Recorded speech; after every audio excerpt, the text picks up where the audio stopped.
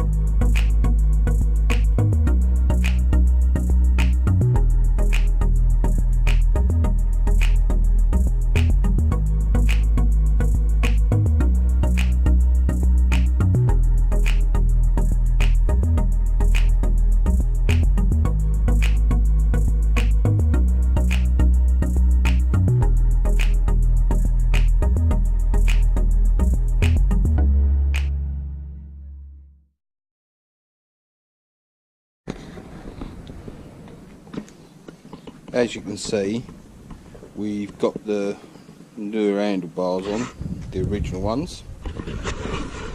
Gonna need to clean a load of this up and maybe paint it all black because it's so pitted, but sort this out, start stripping the back end down and do something with a mud guard to shorten it.